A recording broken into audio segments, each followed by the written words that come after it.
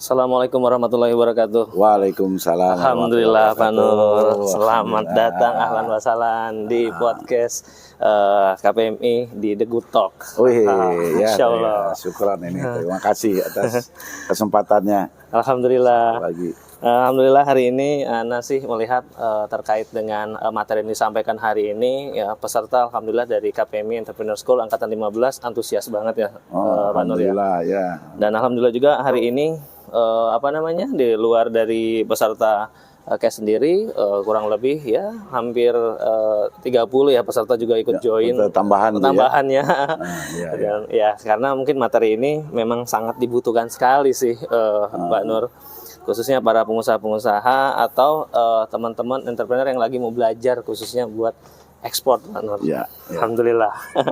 Alhamdulillah kalau kita lihat tadi ini ya Pak Nur ya, terkait dengan materinya terkait dengan bisnis ekspor itu mudah. Ya bagaimana mengantarkan pengusaha muslim menembus pasar dunia. Ya, Masya Allah. Seiring dengan judul bukunya nih, bisnis ekspor itu mudah.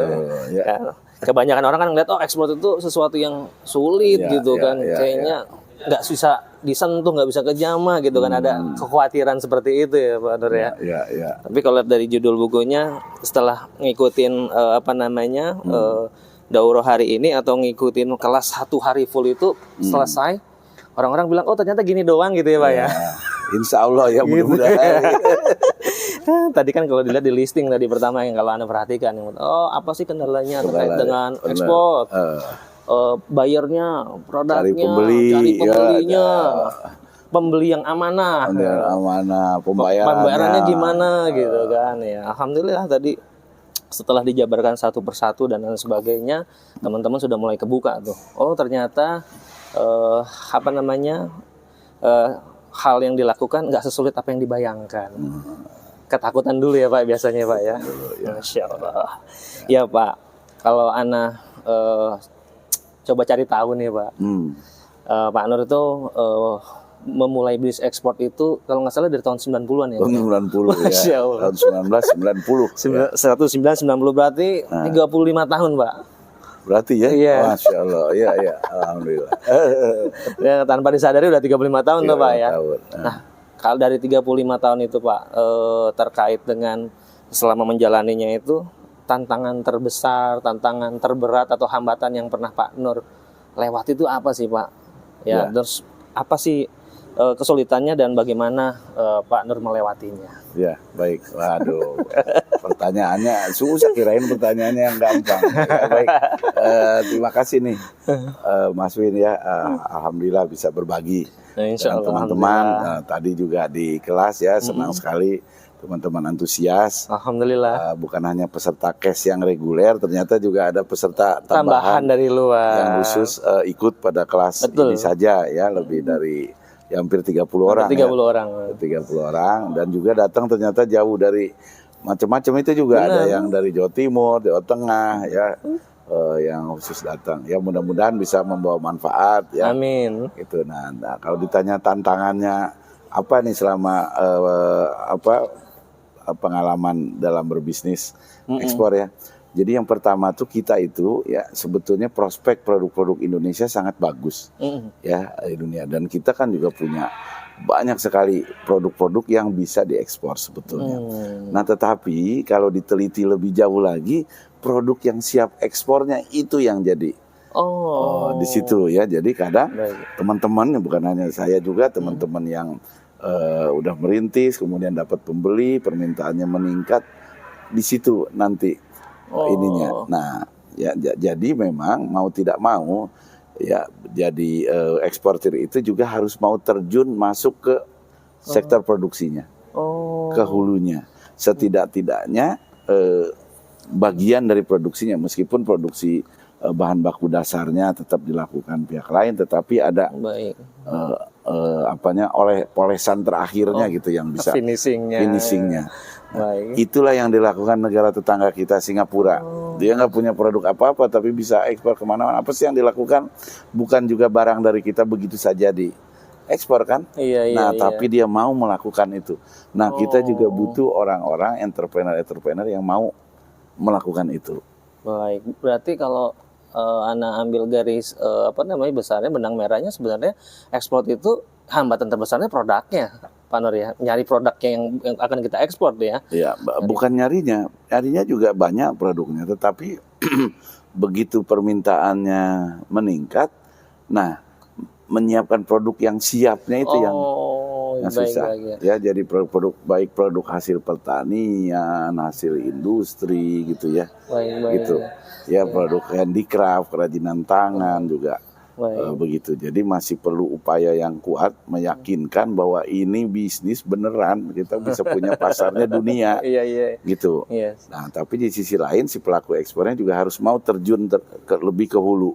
Sampai ke hulunya, memastikan produknya bagus, dibutuhkan dan terus mendorong supaya lebih banyak lagi yang memproduksi, gitu, mengajarkan bagaimana cara produksi yang bagus. Benar. Gitu. Karena apalagi kalau kebutuhannya besar, nggak mungkin berdiri sendiri ya Pak ya, harus disupport dari rekan-rekan yang lain untuk bisa mensuplai kebutuhan tersebut. Jadi bagaimana bisa standar, bisa seragam, tetap bagus, ya tidak menurun kualitasnya ketika kuantitinya jadi tinggi. Nah, itu kan problem-problem di situ yang masih perlu kita terus dalami, kita tingkatkan kembali ya Pak Nur ya. Nah, kalau misal tadi Pak Nur tadi sampaikan, ternyata harus cari produknya yang baik, yang bagus, kualitinya juga baik, kemudian juga sesuai dengan yang dibutuhkan oleh pasar yang di negara tujuan ekspornya. Kemudian nggak bisa berdiri sendiri, paling tidak butuh dukungan dari pengusaha produsen yang lain dengan kualiti yang sama gitu Pak. Kalau ada nggak sih Pak hal-hal atau kesalahan-kesalahan yang seharusnya dihindari nih sama eksportir pemula nih ya Pak? Kan biasanya kalau orang sudah pengalaman, udah tahu mana aja nih yang harus dihindari. Tapi kan kita juga pengen eksportir walaupun pemula baru mulai, apa saja sih yang mereka harus antisipasi supaya ketika pertama kali diekspor pun itu diterima sama pasar. Satu ya. Jadi memang harus memulai apapun juga sebetulnya, bukan hanya ekspor ya. Harus punya ilmunya dulu. Berilmu dulu. Jadi harus mau belajar. Harus mau belajar. Ya sekarang sih banyak ya tempat belajar ya. Kalau di KPMI sendiri kita udah biasa buat pelatihan-pelatihan ekspor ya. KPMI juga merintis berdirinya Export Academy. Bisa belajar di situ. Kalau yang senang belajarnya dari buku, kami juga ada siapkan buku. Kemudian ada tempat-tempat diskusi juga, selama itu saling sharing antar forumnya Pak. Gitu. Nah, itu satu ya, ilmunya tuh. Terus kedua, jangan pengen sesuatu yang instan. Langsung jadi eksportir besar gitu ya. Bagaimanapun perlu ada tahapnya ya. Jadi nggak penting mulainya dari kecil itu tapi sebentar juga akan jadi besar gitu. Nah, tujuannya supaya dia bisa menguasai setiap aspeknya, setiap tahapannya gitu. Itu yang diperlukan tuh bagi teman-teman ya, para pemula mau memulai dari yang kecil, mau belajar. Mulai dari yang kecil, mau belajar supaya bisnisnya lebih sustain ya. Lebih sustain. Masya Allah. Nah, kalau dari pandangan Pak Nur nih, terkait dengan tentang masa depan ekspor di Indonesia itu seperti apa Pak? Ya, kalau masa depannya sih luar biasa cerahnya saya lihat ya. Karena apa? Karena peluang satu, kita punya produk yang banyak sekali yang punya peluang untuk diekspor. Terus pasar juga makin terbuka ya. Kemudian sekarang kemudahan komunikasi ya buat teman-teman, apalagi yang milenial, yang Gen Z, lebih nguasain teknologinya ya itu. Nah, kemudian pelaku ekspor di kita masih sangat sedikit. Jadi artinya lowongannya kan masih besar tuh. Ya kuenya masih besar ini, yang bisa diekspornya banyak gitu, tapi orangnya masih sedikit. Bayangkan. Sesuai data tadi Pak ya. Di Indonesia kurang lebih baru 28.000 perusahaan ekspor, coba bayangkan. Yang tercatat itu baru 28.000. Bandingkan penduduk Indonesia 280 juta. Kecil banget. Dan masih banyak hal yang bisa kita utilasi sana untuk kita lakukan ekspor ya Pak ya. Produk dan lain sebagainya. Baik Pak Nur, Masya Allah. Kemudian Pak Nur, kalau kita melihat terkait dengan tren global nih, di Indonesia sendiri dalam 3 sampai dengan 5 tahun ke depan itu antisipasinya seperti apa ya Pak Nur ya? Supaya eksportir dari Indonesia tetap sustain. Iya, nah jadi memang bisnis ekspor itu kan kita ibarat kalau atlet mah ya, atlet olimpiade. Karena kita ketemu bersaing dengan pemain-pemain lain dari berbagai negara di kancah dunia. Gitu. Jadi bayangkan atlet olimpiade kan harus punya kelas tersendiri gitu ya.